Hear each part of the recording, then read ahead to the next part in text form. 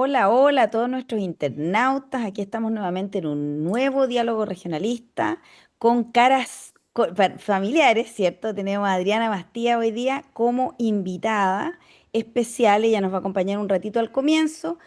Adriana es nuestra redactora en ciencias para el periódico El Regionalista y le damos la bienvenida nuevamente para hablar específicamente sobre las temáticas científicas, ¿cierto? Y lo que está pasando en este momento respecto a las estrategias a largo plazo. Le doy la bienvenida antes de que comencemos la conversación con Adriana, por supuesto, a nuestro editor en jefe, Claudio Urtubia, y a nuestro comentarista político, Rolando Cárdenas.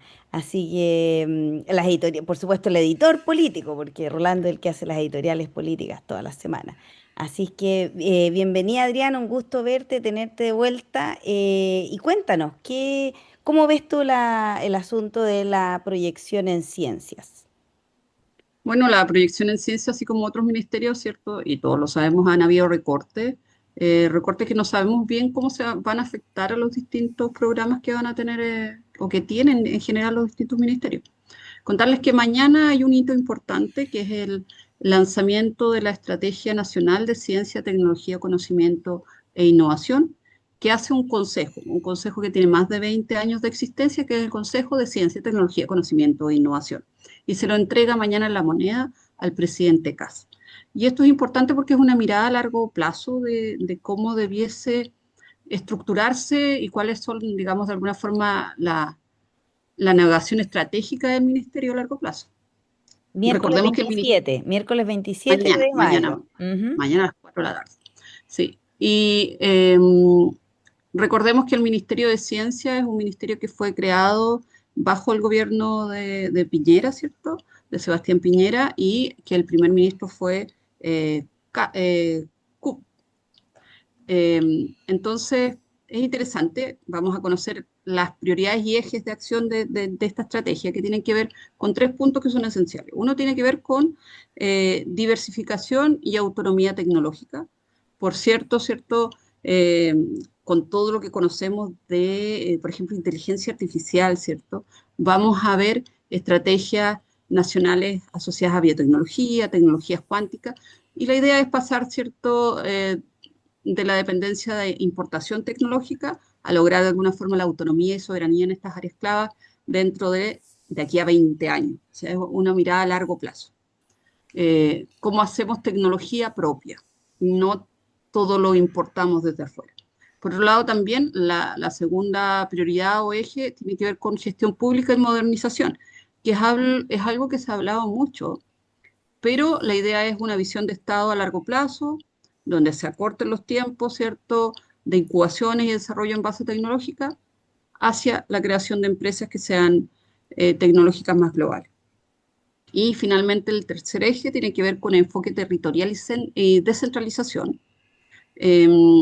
Por eso es importante que consideremos que en esta estrategia también participaron más de 2.000 actores del sistema de ciencia, tecnología, conocimiento e innovación a lo largo de todas las regiones del país, y la idea es resolver desafíos locales que muchas veces se pierde la perspectiva cuando solamente se toman las decisiones y se estudian problemas o desafíos que afectan a las grandes urbes del país y no a todos los territorios y las localidades de Chile. Entonces yo creo que Adriana, esos son los tres ejes que están. Dime. se ve súper interesante porque es de esas cosas que exceden el límite de un gobierno. Se proyectan en el tiempo Sí. y deberían marcar pistas, marcar huellas, ¿no?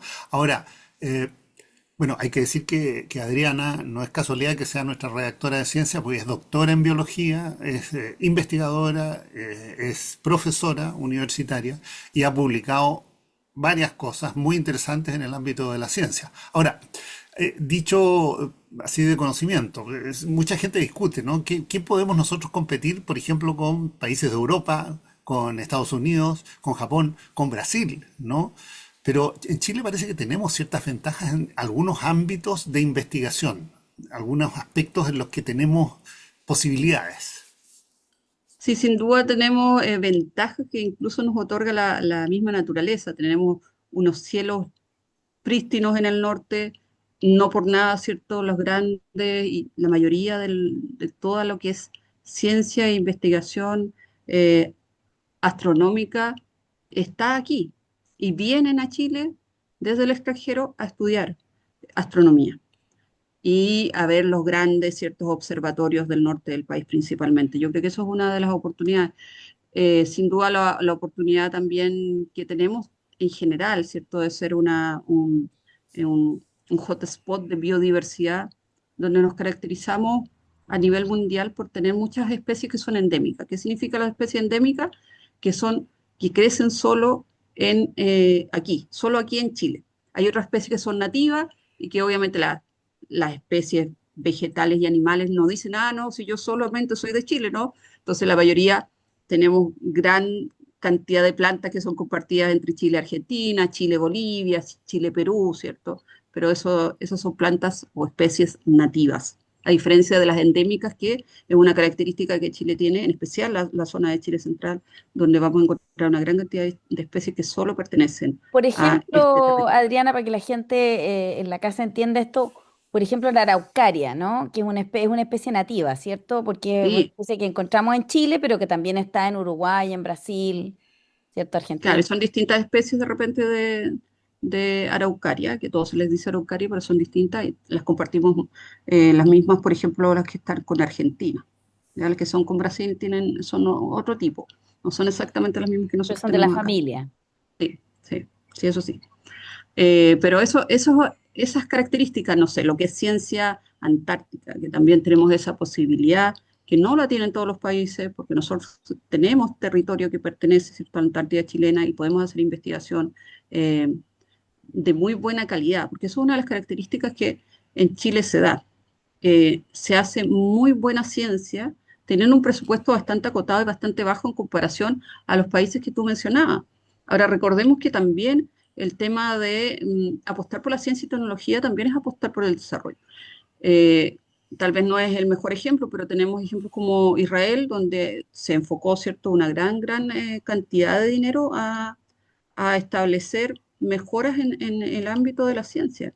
Entonces, hay distintas vías, pero sin duda la ciencia, la tecnología, conocimiento e innovación son motores interesantes para el desarrollo de Chile cuando hacemos una mirada a largo plazo, una mirada más estratégica, que no, como tú dices, esto no abarca solo un gobierno, sino que abarca eh, una, eh, una continuidad, porque efectivamente las investigaciones muchas veces no demoran 3 años ni 4 años y es sumamente importante también hacer y recalcar que si bien la ciencia aplicada es muy importante y muy interesante, esta debe hacerse o tiene una fuerte base de ciencia básica y de conocimiento. Y ese conocimiento muchas veces queda por ahora establecido en publicaciones, pero más adelante sirven para ir avanzando en el desarrollo científico de los países. Así No que sé es si, súper interesante. sí, Adriana, no sé si conoces el caso, pero en los años comienzos del siglo XXI se mencionaba mucho el caso de Finlandia, si no me equivoco, que es donde surgió Nokia, ¿no? Ujú. Ahora ya nadie usa teléfonos Nokia, de lo que me acuerdo, pero ellos fueron los primeros. Y Sí. ese fue el resultado de muchos años dedicados a investigación. O sea, mucho dinero en ciencia básica, hasta llegar a la aplicación tecnológica que llevó a que una gigantesca empresa que se llamó Nokia, no sé si todavía existe, Sí, sí pero existe. que ahora existe, pero todavía, pero ya no tenemos, ya no usamos mucho esos teléfonos, pero fue la puntera en el comienzo del siglo XXI, fue la que más vendía, ¿no? Y eso es el resultado de una dinámica de investigación e innovación que tuvo ese efecto no inmediatamente, sino que después de varios años de estar en eso. Y eso tuvo una repercusión además a nivel económico en Finlandia, el caso que tú señalas, porque es cierto que son países con plata, estos países, pero Finlandia no era de los países nórdicos con más plata, y Nokia realmente los puso en el mapa a nivel económico. Así que, Sí, yo creo que es Tremendo. súper importante el desarrollo de la ciencia y cómo este puede resolver problemas locales. Y no siempre es necesario que se importe todo desde afuera y se adapte. También podemos hacer Adriana, ciencia en Chile. Cuenta. tú además eres parte del Comité Regional de Ciencia y Tecnología, si no me equivoco. Sí. ¿Y por qué no nos comentas un poquito cómo está la cosa en nuestra región? ¿Qué es lo que Bueno, han trabajado ustedes ahí, en nuestra región? en nuestra región también estamos, pero estamos en proceso de que se está realizando nuestra estrategia regional de ciencia, tecnología, conocimiento e innovación. La va a hacer la Universidad de O'Higgins, ¿ya? Pero a través del gobierno regional. Pero estamos en eso, estamos comenzando ya a vislumbrar cómo se va a ir desarrollando, porque lo interesante de hacer estas estrategias es que distintos actores del ecosistema de ciencia, tecnología, conocimiento e innovación, ¿cierto? De universidades, de empresas con base científico-tecnológica, de centros de investigación, pero también de empresas que hacen investigación o hacen innovaciones, puedan hacer un aporte. Entonces, la idea es ir conociendo también todas las opiniones para lograr esta estrategia regional, pero está en proceso. Se liberó la estrategia de desarrollo, ¿cierto? Pero falta la de CTCI, Ciencia, Tecnología, Conocimiento e Innovación, que esperemos pueda salir también a la luz durante de aquí al próximo año o una cosa así. No Yo me, tenemos todavía los plazos bien definidos, la verdad. yo me imagino, Adriana, que a nivel regional, las áreas donde por supuesto, hay más investigación y todo eso se refiere a el cobre, ¿cierto? La extracción de cobre y el tema de agricultura, ¿no? Porque son los dos grandes motores de la sexta región. Son los dos grandes motores de la sexta región, pero recordemos también que eh, hace pocos años, cuando todavía la universidad no estaba, la región de O'Higgins era la penúltima región en cuanto a número de publicaciones. Solo superábamos a Aysén, ¿ya? Y esa realidad ha ido mutando junto también con el crecimiento de la universidad. Y también cuando se crea una universidad pasa algo bastante, digamos, que es normal, pero que es que muchas personas que llegan a la universidad vienen con investigaciones ya hechas o investigaciones que vienen o proyectos que ya están en camino. Por lo tanto, hay un boom al principio que no corresponden a trabajos científicos hechos 100% en la región, sino que vienen de arrastre de las instituciones de las cuales provienen esos investigadores e investigadoras. Sin embargo, eso ha ido cambiando, ¿cierto? Y ahora sí estamos observando producción ya local, digamos, de 100% local, tanto de proyectos como de investigadores aquí de la región. Yo creo que eso es sumamente importante, va a ir moviendo la aguja en la región. No solamente porque les abre la oportunidad a miles de estudiantes de poder ingresar eh, a una universidad estatal más cerca de sus hogares, sino porque también, ¿cierto?, permite hacer investigación. De hecho, actualmente el Instituto de Ciencias Ambientales, Ag- Agrícolas y Animales de la Universidad de O'Higgins, que está en San Fernando, Campus Colchagua, tiene un proyecto de aumentar la cantidad de laboratorios que están y actualmente están en construcción. Así que esperemos que van a estar, digamos, con más espacio, con más posibilidades de hacer investigación y también de atraer a nuevas y nuevos investigadores que puedan estar en el campo, en este caso, de la agricultura o las ciencias animales y ambientales. Estupendo, Adriana. Bueno, yo te quiero dar las gracias por, digamos, estar con nosotros y contarle también a nuestros internautas que esto lo vamos a hacer periódicamente, tener a Adriana, ojalá una vez al mes, para que nos cuente cómo está el panorama en ciencias en general en nuestra región y también a nivel nacional.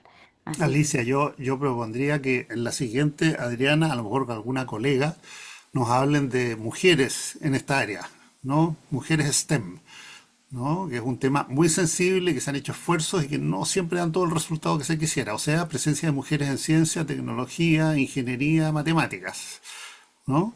sería bueno tener una entrevista y sí. Yo les puedo proponer varios nombres, así que cuenten con eso. Es cosa de que coordinemos, pero sí, súper buena idea.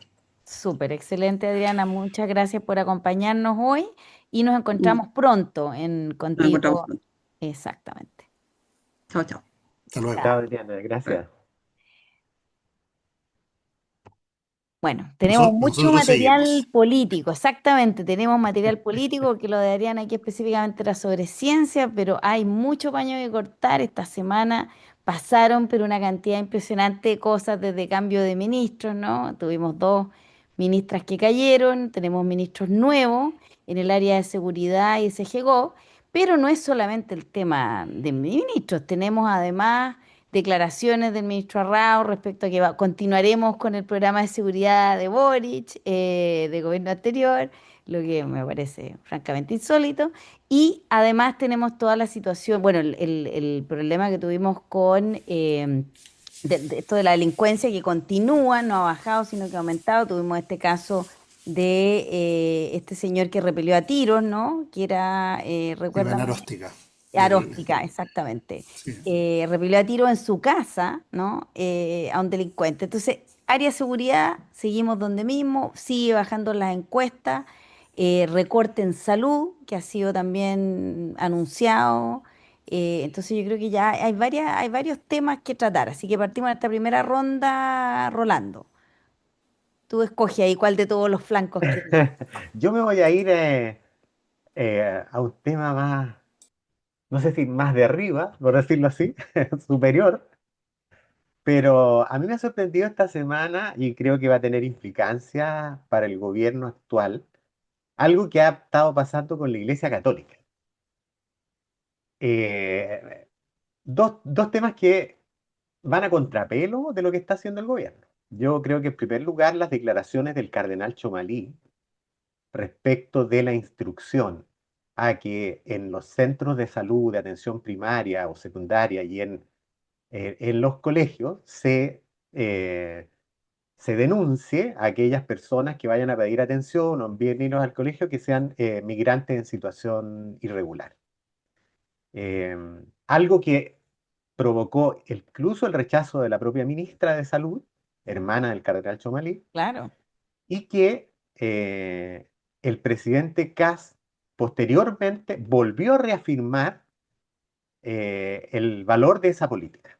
¿Ya? El cardenal Chomalí ha sido muy categórico respecto de la inhumanidad que eso significa y el riesgo además que eso significa. ¿Ya? Eh, Riesgo sanitario, riesgo de todo tipo, ¿ya? Porque una persona no va a arriesgarse a llevar al niño enfermo si es que van a denunciarlo porque es un migrante irregular y eso puede significar la deportación. O sea, hay ahí algo que pone en colisión eh, las políticas del gobierno directamente con la Iglesia Católica, que ya lo hemos estado comentando hace bastante tiempo atrás. Tenemos un cardenal que busca incidir además en lo que es la vida pública. Quiere reposicionar a la Iglesia Católica como una voz que tenga valor en nuestra sociedad. Y una segunda cosa que indirectamente también afecta a nuestro presidente y a nuestra ministra de Ciencias es la encíclica que acaba de lanzar el Papa León XIV. la ¿Ya? inteligencia artificial. Donde toca el tema de la inteligencia artificial, pero también releva el valor de la doctrina social de la Iglesia. Pero mira, más allá de entrar en la temática de lo que plantea en la encíclica el Papa, hay un gesto simbólico que no deja de ser relevante. El documento lo presenta el CEO de Anthropic. Eh, Anthropic es una empresa que formaron personas que se fueron de OpenAI, la creadora de ChatGPT, que todo el Exacto. mundo, quizás la más famosa de las inteligencias artificiales, y él ha estado en una pelea bastante fuerte contra, sobre todo, Peter Thiel, el dueño de Palantir, precisamente porque hay una tendencia en lo que llaman esta tecnocracia de derecha que busca que todas las empresas de inteligencia artificial se vinculen mucho más con la defensa, ¿no es cierto? Y que apoyen en sistemas de seguridad, etcétera, etcétera, ¿no? Y ahí Anthropic ha estado en una pelea fuerte y por lo tanto que el Papa haya colocado al CEO de Anthropic al lado para dar esta encíclica también es una señal a toda la tecnocracia que hoy día está controlando esa área del desarrollo tan vital hoy día para el ser humano. Y eso entra en colisión porque no se olviden ustedes que Peter Thiel, el dueño de Palantir, estuvo hace pocos días en Santiago y no solo se reunió con José Piñera, como lo comentábamos en alguna columna, sino que también tuvo una reunión con Kass. Y la ministra de Ciencia, tal como tú te acordabas hace un momento, antes de entrar al aire, se reunió con los jerarcas de las empresas tecnológicas en Estados Unidos sin informarlo en su plataforma del lobby. Y eso nos da una idea respecto de una posible colisión nuevamente. Y creo que es importante porque esas son tendencias bien globales Conflicto de interés, que conflicto de interés. sí, y que van a ir marcando la discusión de la sociedad, porque hoy día en el ámbito de la inteligencia artificial estamos en una disyuntiva. O dejamos que esto crezca sin control, o vamos regulando. Y yo creo que hoy día las cosas no están claras respecto de cuál va a ser el camino. Estados Unidos ya tomó una opción, por lo menos desde el Estado, pero no sé si eso irá a seguir con un gobierno distinto al de Donald Trump. Entonces, hay una discusión bastante profunda respecto de eso y que es interesante y que pone en tensión, yo diría que creencias bastante básicas de nuestro actual gobierno. Claro, bueno, buenas temáticas, Rolando, que no están necesariamente en el radar de tanta gente, así que bien. Claudio, cuéntame, estás en silencio, Claudio. Muteado, muteado. Para Ahora que- sí, que a ahí. propósito de lo que decía Rolando, sí, pues sí, la hipótesis, la conjetura, que está bastante aprobada por comentaristas internacionales, es que este vuelco genérico de los grandes tecnojerarcas de Silicon Valley a- al gobierno de Trump y a Trump es porque Trump les deja la puerta abierta para que hagan y deshagan, dicho en un castellano sencillo, castellano Exacto. directo, ¿no? A diferencia, por ejemplo, de la Unión Europea, que establece límites a ese hagan lo que hagan, o sea, uso de inteligencia artificial, uso de datos múltiples, debería tener límites, plantean los países de la Unión Europea y sus organismos reguladores. Entonces, Pero por eso ahí se ve una diferencia, yo ¿no? te iba a decir la diferencia bien grande con Estados Unidos, Claudio. El otro día veía yo un periodista político en cadena acá en Estados Unidos, hablando justamente de que uno de los grandes problemas que hay es un Senado norteamericano sumamente envejecido, en que, o sea, tenemos políticos que 96 años, de verdad que es insólito, digámoslo, la edad, y que habían dos senadores que tenían alguna idea, Elizabeth Warren siendo una de ellas, la de Massachusetts, que saben algo sobre inteligencia, o sea, que saben sobre inteligencia artificial. El resto de los senadores no tienen la más remota idea. Por lo tanto, esas decisiones, como dices tú, de chip libre a estas empresas, es porque de verdad no entienden los senadores. Es como las criptomonedas, tampoco, no entienden nada. Entonces, al no entender y al no saber nada, y si la administración de Trump quiere que haya chip libre, hay chip libre. Pero interesante, Rolando, esta mira de lo que podría ser colisión entre la máxima autoridad de la iglesia chilena con estas posturas del gobierno, que por lo demás están en una, diríamos, en un arco de ese neoliberalismo que significa, de alguna manera, no nos olvidemos el laissez-faire, ¿no? Que era como identificábamos en los años Claro. 80 esta tendencia política. Bueno, al respecto yo quiero hacer un acercamiento a algo que hice, les conté antes de que empezáramos a grabar.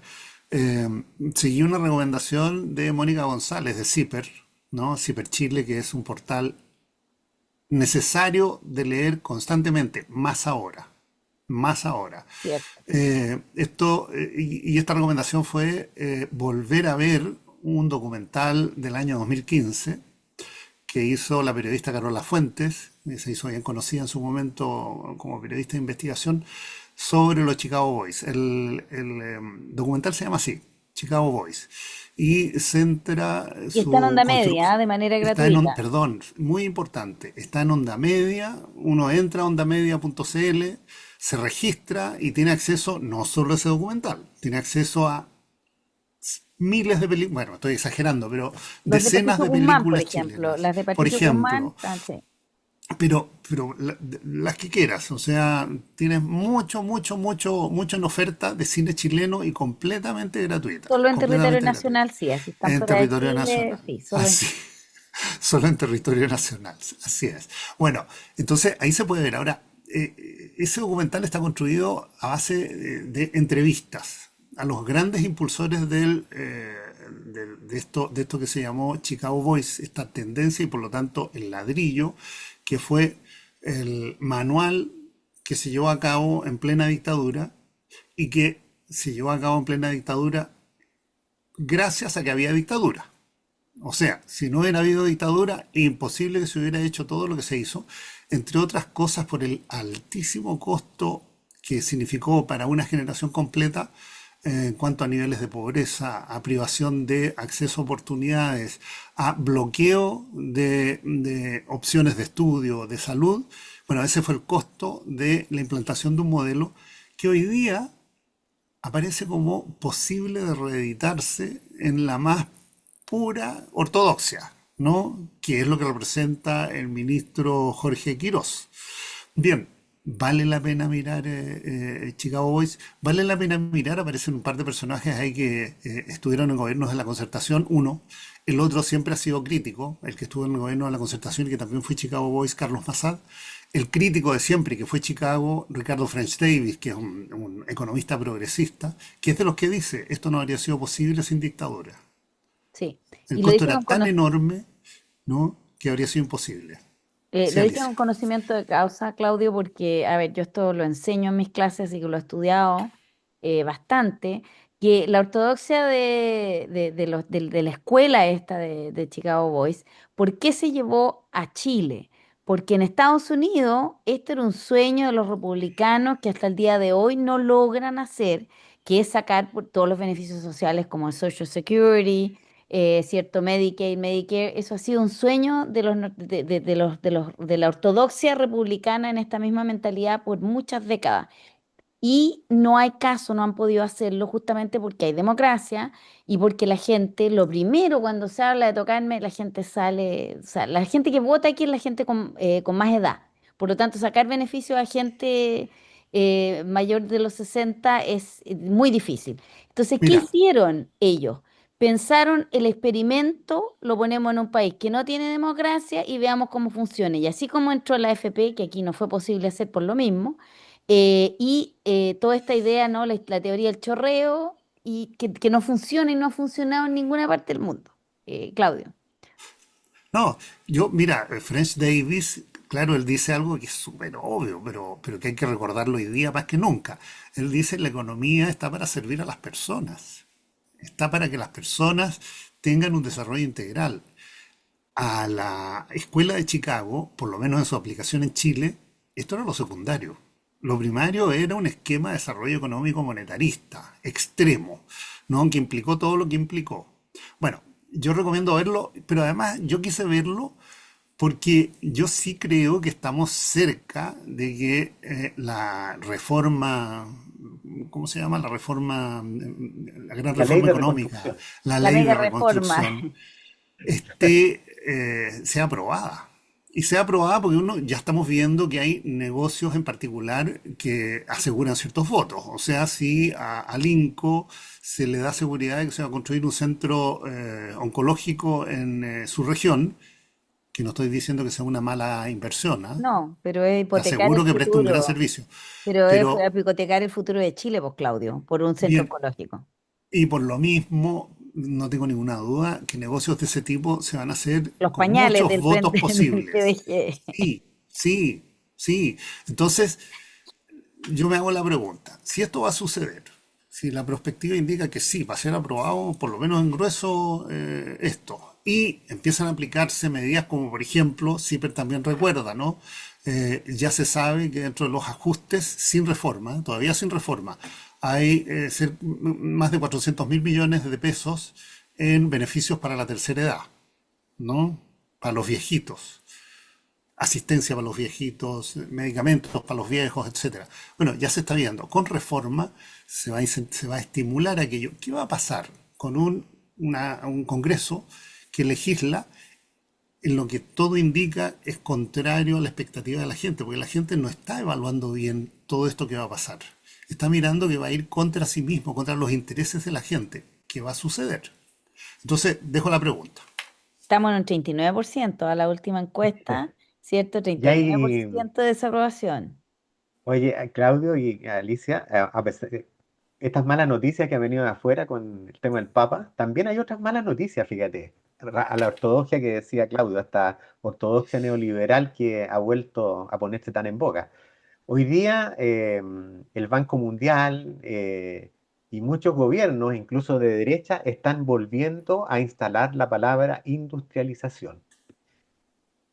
El mundo vive procesos cíclicos, lo sabemos, ¿no? Y hoy día va a volver los procesos de industrialización precisamente por fenómenos asociados al masivo desempleo que va a generar el uso de inteligencia artificial, la necesidad de tener ante problemas eh, geopolíticos cada vez más fuertes, tú necesitas tener cierta soberanía, cierta autonomía a los países para poder seguir subsistiendo, y eso está empezando a hacer que se empiece a reformular una nueva política de industrialización en los países. ¿Ah? A nosotros ya nos dijeron, ¿no? Si podemos traer algo más barato de afuera, no tiene sentido tener una industria local, ¿no? Y lo hemos estado, y hemos sido alumnos aplicados en esto desde hace muchos, muchos años. Sin embargo, creo que es interesante mirar hoy día en Chile lo que están haciendo las Fuerzas Armadas a propósito de estos procesos de industrialización. Fíjense ustedes los procesos que están haciendo para obtener nuevo armamento, modernización de armamento, las distintas ramas de las Fuerzas Armadas, y hay que ver lo que está pasando con FAMAE, con ENAER, con ASMAR. ¿Ya? Hoy día cada vez más se están armando em, empresas relacionadas, hub de empresas en las distintas áreas de las Fuerzas Armadas donde se está desarrollando una industria local. O sea, hoy día Armada está haciendo barcos, hoy día ENAER está haciendo aviones de entrenamiento, hoy día se acaba de sacar un avión de entrenamiento de cuarta generación, el Nehuen, que se va a vender seguramente a varios países. Y eso es porque tienen una política de trabajo que busca la soberanía tecnológica y la autonomía. Entonces, es interesante ir viendo cómo las cosas, no hechas con dogmatismo, sino hechas con mucho pragmatismo y viendo lo que efectivamente es necesario para el país, ¿no es cierto?, te hace buscar fórmulas bastante distintas a las que uno esperaría, a lo que la ortodoxia neoliberal nos indica, ¿no? Claro, bueno, y ya vimos en el tema de armas, ¿no? Lo complejo que es tener una mala relación con Israel, ¿no? Tal vez un poco en respuesta a eso. Durante el gobierno de Boric, obviamente, las relaciones fueron muy malas.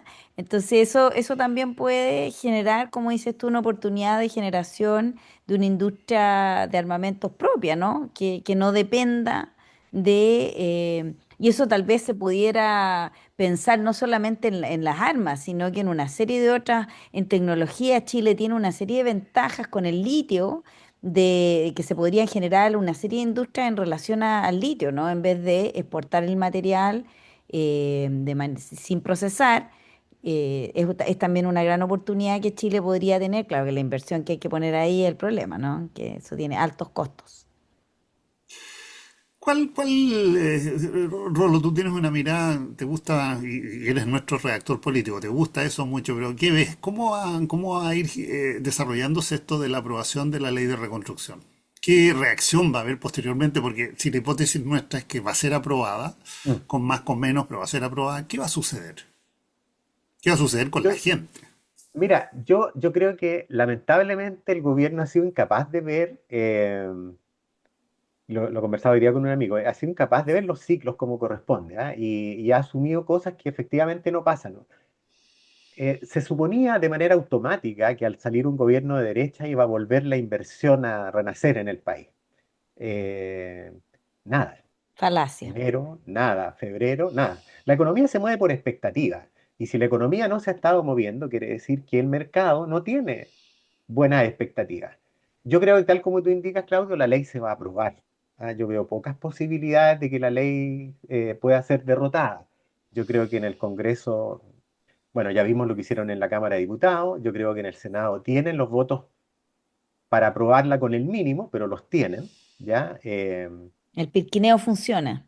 El periquineo funciona, por lo tanto, eso en vez de generar, yo creo, estabilidad al sistema, le va a provocar más inestabilidad, porque si eso pasa, está claro que un gobierno de signo opuesto que venga en el próximo cuatrienio va a cambiar esas leyes.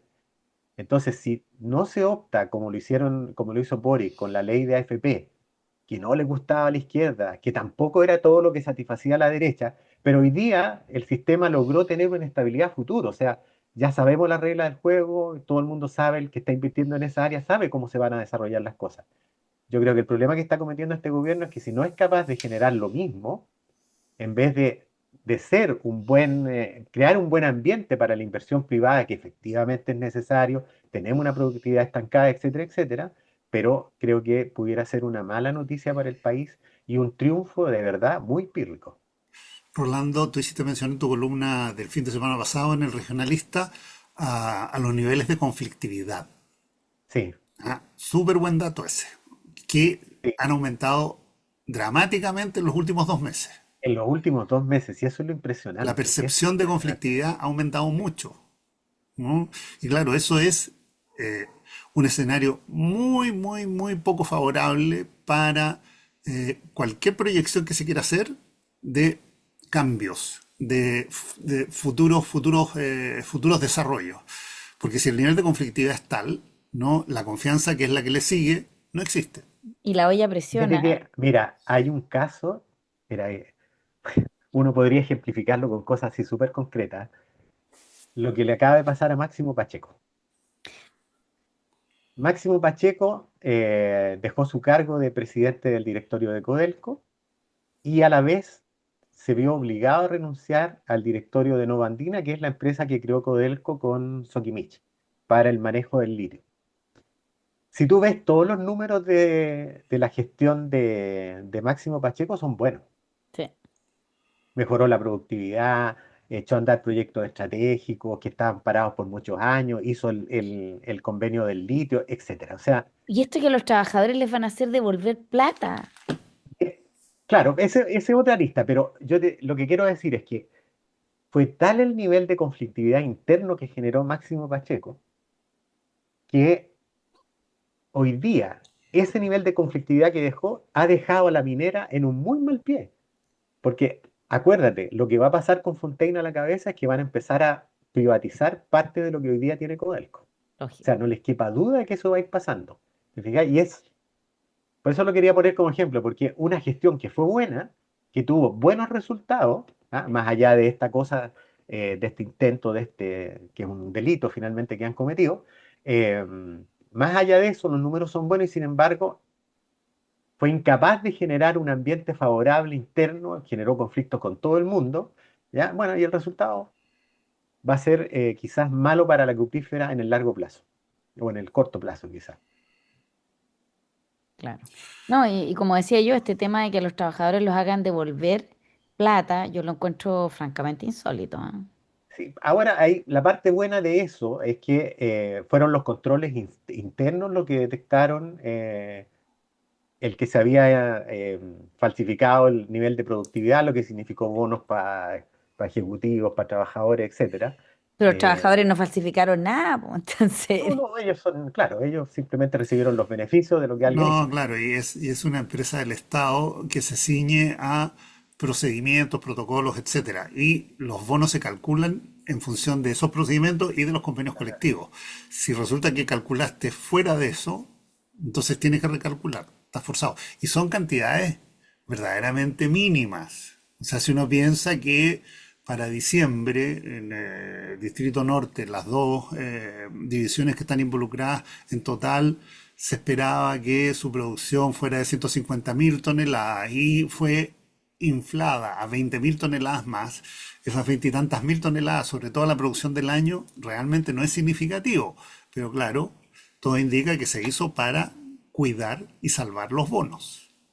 claro, pero si Claro. te hacen devolver plata, pues Claudio, o sea, digamos, esto no, a la gente no le va, y nos afecta a la región, ¿ah? Nos afecta a la sexta región, No, en Teniente no. No, ¿no? estos son un par de divisiones del norte. Del Sí, norte, ya, perfecto, sí, eso es bueno sí, saberlo, nada más.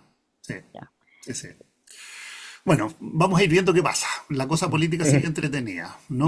Sí, Exacto. bueno, la Elisa colocó varios temas. En realidad ha sido, como decía ella, una semana súper movida.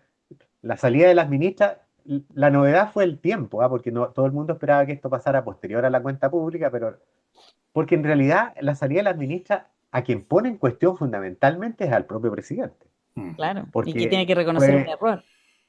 porque fue decisión del el gabinete que se conformó.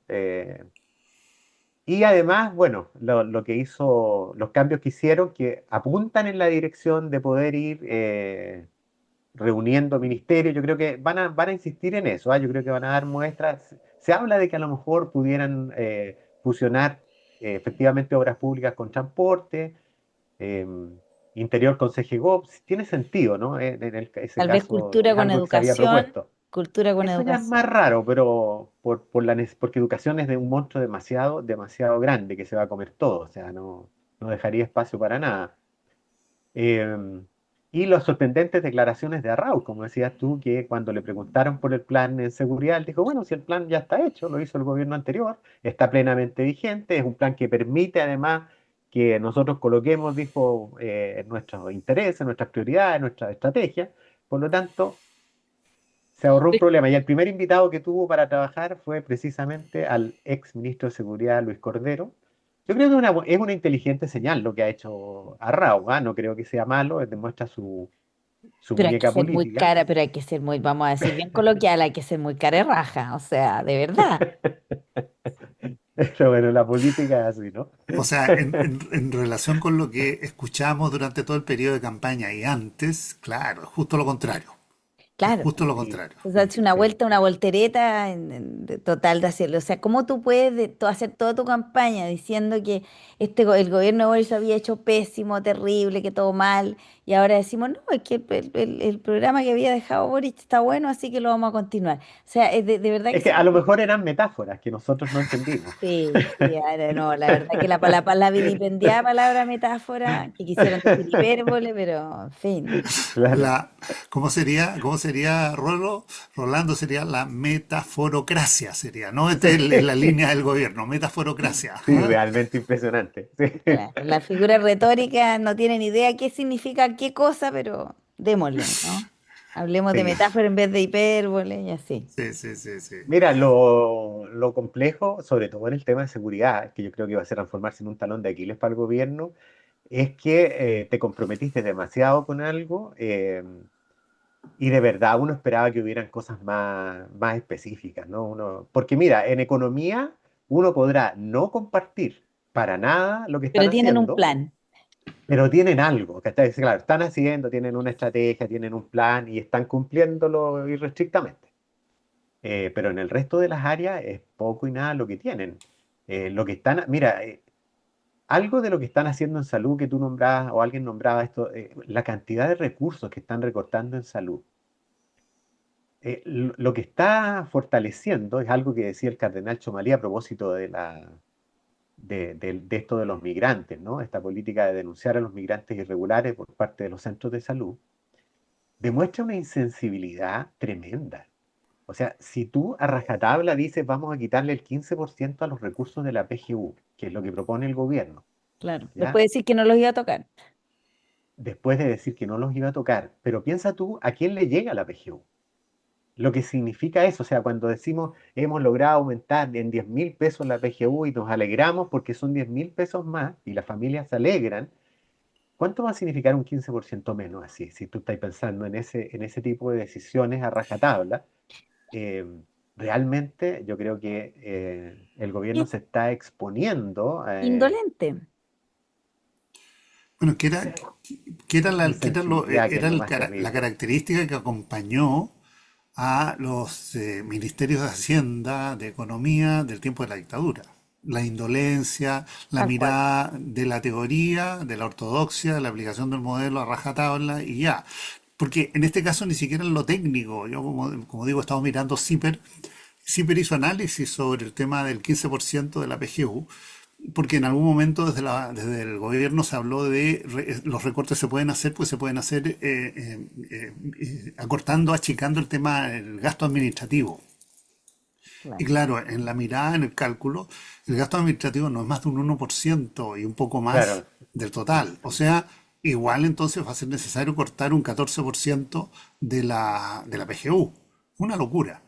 Claro. una Que yo locura. creo, mira, yo antes de entráramos al podcast, hablábamos el tema de que hay una teoría, que yo también, que yo la comparto 100%, de que tal vez este gobierno está jugando a tratar de que haya un estallido, a que la gente salga a protestar, porque de verdad, o sea, tirar todo este tipo de cosas que saben que va a afectar el bolsillo de los chilenos y esperar que los chilenos, que por un aumento de 30 pesos, se alzaron, digamos, por el alza del metro, que por algo mucho mayor no vaya a pasar nada y la gente sigue igual, es poco probable. Entonces, ¿jugar a qué? ¿Aquí hay un estallido para qué? ¿Para tener un estado de sitio? ¿Para tener de una dictadura de verdad? Yo no sé, les planteo, ¿qué opinan ustedes? Como para ir cerrando.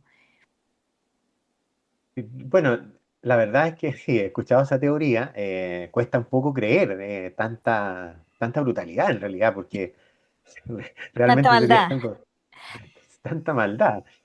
Eh, Mira, yo creo que el gobierno, bueno, ha quedado casado de sus propias promesas, ¿no? Yo creo que esto de que iban a recortar tanto dinero, que además que ni siquiera lo están cumpliendo, o sea, porque cuando plantean como meta crecimiento del 4%, tasa de desempleo 6%, déficit fiscal cero al término de los 4 años, Imposible. y todos los estudios, todas las proyecciones te demuestran que eso no va a ser, que vamos a terminar con déficit, etcétera. O sea, ¿cómo, no digo, qué es lo que racionalmente haría alguien? Buscaría formas consensuadas de poder trabajar. O sea, si Kass quiere proyectar su gobierno de derecha en un nuevo periodo, que es lo que busca la derecha, ¿no? Ujú.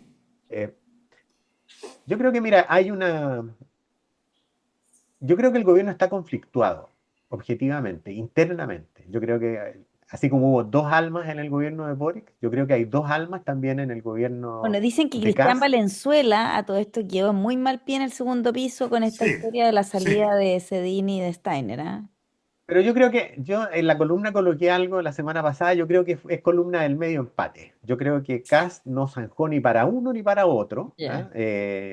Porque los tecnócratas lograron que el Luis de Grange tomara el MOP, claro. los políticos lograron poner a Rau en seguridad y que Alvarado tomara la CGCO. Eh, Fíjate que yo creo que un indicador que hay que ir mirando va a ser la elección de la UDI. La Mm, UDI que se ha transformado en un partido de gobierno y que probablemente, porque la UDI ya dio por muerta a Chile Vamos y probablemente va a terminar en una alianza muy estrecha, no una fusión, pero una alianza muy estrecha con republicanos y se va a transformar en el eje del gobierno. Pero hay que ver lo que va a pasar en la elección interna entre Alessandri y Pablo Longueira. que hay Si gana diferencia importante. Alessandri, va a ser un aporte fundamental para Kast y los republicanos, pero Pero si si gana gana Longueira, Longueira, no. no. Él viene en una lógica distinta, más diría yo cercana a Evelyn Matei, Sí. entonces. Y por lo tanto, claro, uno también puede ahí hacer la conjetura, ¿no? En un escenario conflictuado, como decías tú al principio, dentro de la misma coalición de gobierno, al sector tradicional político de la derecha, ¿no? UDI, Renovación Nacional, les interesa tomar el timón y pensar en las siguientes elecciones, Exacto. ¿no? Y Exactamente. ahí la figura de Evelyn Matei calza bien, Claro. calza bastante bien. Que ha sido muy crítica, ¿ah? Ha sido muy crítica de este gobierno. Mucho, mucho, mucho. Lo que dijo sobre la ministra Steiner, la ex ministra Steiner, fue fuerte, fue duro. Muy, ¿A quién se le muy. ocurrió? ¿Ah? Fuego, Pero fuego, bueno, fuego amigo, que a veces sí, el peor sí, fuego amigo. sí.